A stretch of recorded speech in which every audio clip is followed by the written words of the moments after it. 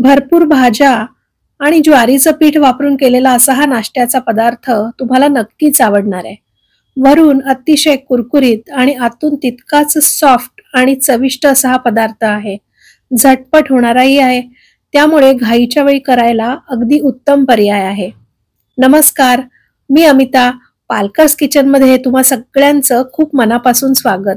Super healthy, tasty आणि झटपट होणारा असा हा नाश्त्याचा प्रकार बनवण्यासाठी आपण इथे 2 कच्चे बटाटे घेतलेले आहेत. ते सालं काढून आपल्याला किसून घ्यायचे. आपण या रेसिपीमध्ये कच्चाच बटाटा वापरणार आहोत. त्यांनी ह्याला एक वेगळी आणि छान चव येते.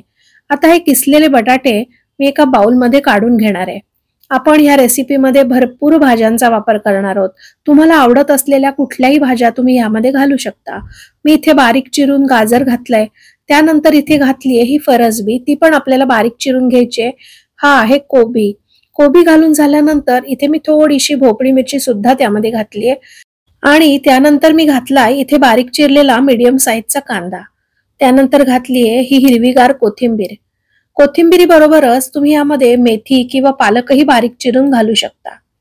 आता हे सगळं ढवळून झाल्यानंतर यामध्ये लसूण, आलं आणि मिरचीची पेस्ट मी घातली आहे. ही खूप बारीक पेस्ट नाहीये, अर्धं बोबडं कुटून मी घेतलेलं आहे. ही आहे काळी मिरीची पावडर, त्यानेही याला खूप छान चव येते. आणि हे आहे चवीनुसार मीठ. भाज्यांमध्ये स्वतःच असं पाणी असतं, त्यामुळे मीठ घातल्यानंतर ते पाणी बाहेर पडेल आणि आपल्याला त्यामध्ये पीठ किती घालायचं ह्याचा अंदाज येईल. आता हे चांगलं ढवळून झालेलं आहे. आता आपल्याला घालायचं ह्यामध्ये पीठ. मी इथे 1 कप ज्वारीचं पीठ यामध्ये घालणार आहे. तुम्ही ज्वारीच्या ऐवजी बाजरी किंवा नाचणीचं पीठही वापरू शकता. त्यानंतर अर्धा कप रवा मी ह्यामध्ये घातलाय आणि हे घातलंय मी अर्धा कप दही. दह्यामुळे ह्याला खूप छान चव येते, पण खूप जास्त आंबट दही तुम्ही ह्यासाठी वापरू नका. आता दही घालून झाल्यानंतर आपण हे छानपैकी मिक्स करून घ्यायचंय आणि लागेल तसं आपण त्यामध्ये पाणी घालणार आहोत. आपल्याला हे मिश्रण थपथपीत असं ठेवायचंय. खूप जास्त पातळही करायचं नाहीये आणि खूप जास्त घट्टही करायचं नाहीये. त्यामुळे अंदाज घेत घेत थोडं थोडं पाणी आपण त्यामध्ये घालणार आहोत. त्यामध्ये आपण रवा घातलाय, त्यामुळे रवा फुगायला पाण्याची गरज तर लागणार, पण खूप जास्त पाणी मात्र एका वेळी घालायचं नाहीये. हे बघा, असं थोडं थोडं पाणी घालून आपण ते असं उत्तप्पा आपण घालतो ना, त्याप्रमाणे घट्ट भिजवून घ्यायचे. हे बघा, साधारण इतपत घट्ट मी त्याची कन्सिस्टन्सी ठेवलेली आहे. आणि ह्यामध्ये आपण भाज्यांचा वापर जास्त करायचा आहे आणि पीठ किंवा रवा आपण कमी घालायचा आहे.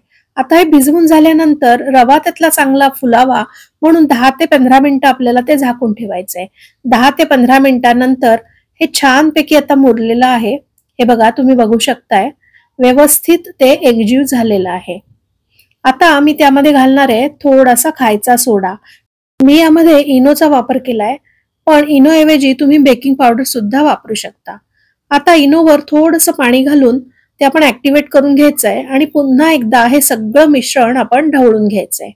इनो घातल्यानंतर मात्र आपण फार वेळ ते ठेवायचं नाहीये. ढवळून झाल्या झाल्या लगेचच आपण ते करायला घेणार आहोत. त्यासाठी मी इथे पॅन गॅसवर ठेवलेला आहे. हा पिठाचा पॅन आहे. जर असा पॅन तुमच्याकडे नसेल तर काहीच प्रॉब्लेम नाही. तव्यावर सुद्धा तुम्ही त्याचा जाडसर थर लावू शकता. आणि त्यावर मी घातलंय हे थोडंसं तेल. तेल गरम झालं की आपण त्यावर घालणार आहोत पांढरे तीळ. तिळामुळे त्याला खूप चांगली चव येते आणि तिळाचा दाणा असा दाताखाली आला की खूप छान लागतो. तीळ तडतडायला लागलं की लगेचच आपण 2 डावा पीठ यावर घालायचंय आणि अशा प्रकारे हे पसरून घ्यायचंय. तुम्ही जर तव्यावर लावणार असाल तर त्याचा याहीपेक्षा पातळ थर तुम्ही लावू शकता. आता मी इथे जाड थर लावलाय, त्यामुळे झाकण ठेवून 7 ते 8 मिनिटं मी हे मस्तपैकी वाफवून घेणार आहे.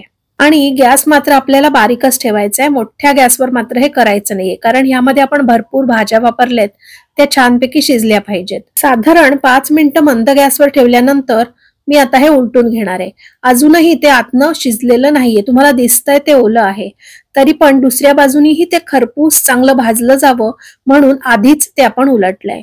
आणि अशा प्रकारे मस्तपैकी दोन्ही बाजूनी गोल्डन रंगावर आपल्याला मंद आचेवर ते भाजून घ्यायचंय.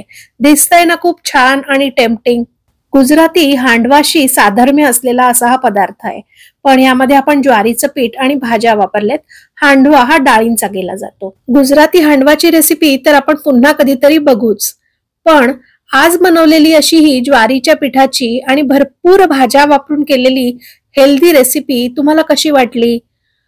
हा व्हिडिओ जर तुम्हाला आवडला असेल तर व्हिडिओला लाईक आणि शेअर नक्की करा आणि अशी रेसिपी तुम्ही एकदा तरी जरूर ट्राय करून बघा आणि हो, बनवून बघितल्यावर ती कशी झाली होती ते मला कमेंट करून सांगायला मात्र विसरू नका. आपण पुन्हा एकदा भेटूया अशाच एका मस्त व्हिडिओमध्ये. तोपर्यंत बाय बाय.